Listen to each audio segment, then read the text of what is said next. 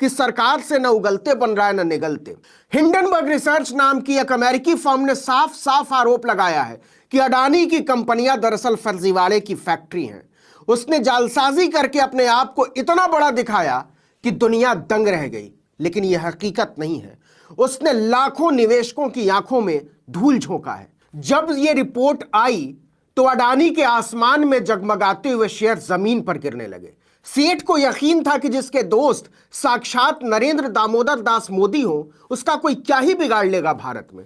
लगे Hindenburg research को धमकाने, हम तुमको कोर्ट में देख लेंगे। लेकिन अडानी ने हिंडनबर्ग को फिल्म सिटी के चैनलों का संपादक, एंकर, रिपोर्टर, मालिक समझ लिया था, जो बागेश्वर बाबा के चरण चाटने लगते हैं। हिंडनबर्ग ने कहा, आ जाओ कोर्ट में, हम भी देखते हैं तुम्हारी असलियत, तुम्हारी चूल हिलाकर रख देंगे। हिंडनबर्ग रिसर्च के खिलाफ अडानी समूह के कानूनी कदम उठाने के बयान के बाद हिंडनबर्ग रिसर्च ने कहा, हम अपनी रिपोर्ट पर कायम हैं, 1 इंच भी पीछे नहीं हटेंगे। उल्टा हिंडनबर्ग रिसर्च ने अडानी को धो कर रख दिया। एक बयान जारी करके कहा कि हमारी रिपोर्ट आने के बाद 36 घंटों में अडानी ने एक भी गंभीर मुद्दे पर जवाब नहीं दिया है, जबकि हमने रिपोर्ट को लेकर अडानी से पूरे 88 सवाल पूछे थे। अडानी के पास भरपूर मौका था कि उन सवालों के जवाब देकर वो हमें गलत और खुद को बेदाग साबित कर लेते, लेकिन उसने ऐसा नहीं किया। हिंडनबर्ग ने लिखा कि अभी तक अडानी ने एक भी जवाब नहीं दिया है। साथ ही जैसी कि हमें उम्मीद थी, अडानी ने धमकी का रास्ता चुना। मीडिया को एक बयान में हमारी 106 पन्नों की, 32,000 शब्दों की और 720 से ज्यादा उदाहरण के साथ 2 सालों में तैयार की गई रिपोर्ट को बिना रिसर्च का बता दिया। अडानी को पता होना चाहिए कि यह कोई मजाक नहीं है। सच यह है कि दुनिया का तीसरा सबसे बड़ा सेठ सत्ता और दौलत के बर्बर गठजोड़ के बावजूद अंदर से बुरी तरह डरा हुआ है, हिला हुआ है और अपनी आंखों से अपनी बर्बादी देख रहा है। सवाल है कि क्या हिंडनबर्ग ने बिना किसी सख्त और वाजिब पड़ताल के इतने बड़े आदमी को कटघरे में खड़ा कर दिया है? तो इसका जवाब है नहीं।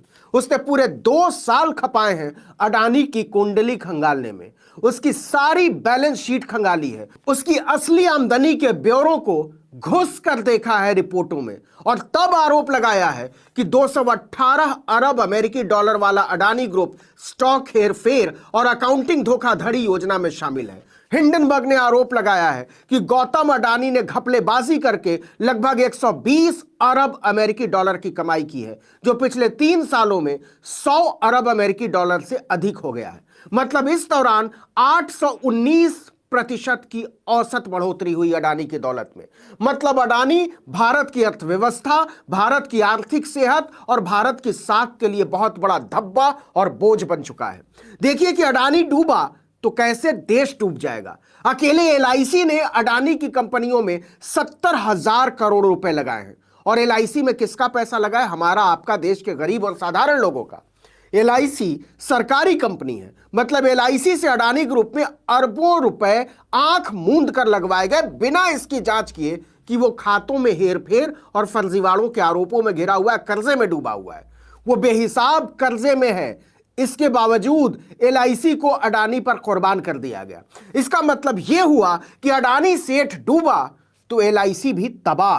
अडानी सेठ ये जो एफपीओ लेकर आए हैं ना, उसमें अभी तक पैसा लगाने वाली 13 कंपनियों में एलआईसी भी शामिल है। इतना ही नहीं, अडानी पर मेहरबान ताकतों ने केवल एलआईसी का ही पैसा अडानी में नहीं लगवाया है, देश के सबसे बड़े सरकारी bank state bank of India का भी लगवा दिया है। और केवल स्टेट बैंक और एलआईसी का ही नहीं लगवाया है, भारतीय स्टेट बैंक कर्मचारी पेंशन फंड के हजारों करोड़ रुपए भी अडानी के हवाले कर दिए गए। याद कीजिए, इसी तरह उत्तर प्रदेश बिजली कर्मचारियों के प्रोविडेंट फंड का पैसा डीएचएफएल जैसी बर्बाद कंपनी में लगवा दिया गया था।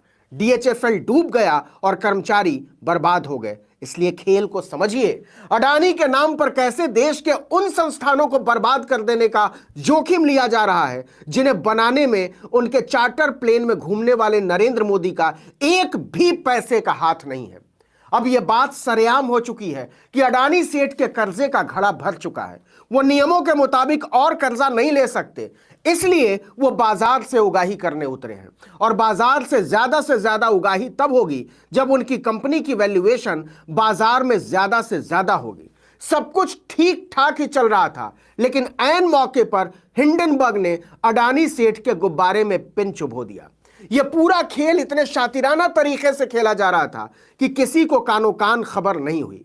लेकिन अब अडानी की उल्टी गिनती शुरू हो चुकी है और ऐसे में सवाल यह है कि अपनी अंधी कमाई के लिए मोदी की बजाय अपनी मेहनत को क्रेडिट देने वाले अडानी सेठ अकेले डूबेंगे या मोदी को साथ लेकर डूबेंगे। क्योंकि अगर अडानी का बेड़ा गर्क हुआ तो इस देश का बैंकिंग सिस्टम तबाह हो जाएगा और मोदी सरकार की डिजिटल इकोनॉमी का तिलिस्म भी खत्म। जिस शेयर बाजार की उछाल पर निर्मला सीतारमण से लेकर नरेंद्र मोदी तक उछल जाते हैं, उस शेयर बाजार का क्या हाल होगा, इसके बारे में सोच सोचकर भी निवेशकों और दलालों को अभी से पसीना आया हुआ है। याद कीजिए, देश के पहले शेयर घोटाले के सूत्रधार हर्षद मेहता ने कहा था कि वक्त वक्त की बात है, देख लेना मेरे जैसा कोई फिर आएगा। हिंडनबर्ग की रिपोर्ट ने हर्षद मेहता की भविष्यवाणी पर शायद मुहर लगा दी है। यह खबर जितनी अडानी के लिए बुरी है, इससे ज्यादा बुरी है नरेंद्र मोदी के लिए। हिंडनबर्ग रिसर्च के कर्ता धर्ता एंडरसन नाथन का रिकॉर्ड बहुत अचूक रहा है। वह बिना ठोस तैयारी के एक कदम भी नहीं बढ़ते, इसलिए दुनिया के तीसरे नंबर के सेट पर हमला भी उन्होंने बिना तैयारी के नहीं किया होगा। उन्होंने पर्दाफाश की टाइमिंग भी ऐसी चुनी है कि भारत में सत्ता और कॉरपोरेट दोनों कटघरे में है। अब भाजपा की समझ में नहीं आ रहा है कि वो मोदी का बचाव करे या अडानी का। वैसे दोनों एक ही बात है। राहुल गांधी तो जमाने से ये बात कह रहे हैं। इस वीडियो में इतना ही, लेकिन अगर आपने आर्टिकल 19 इंडिया को अब तक सब्सक्राइब नहीं किया है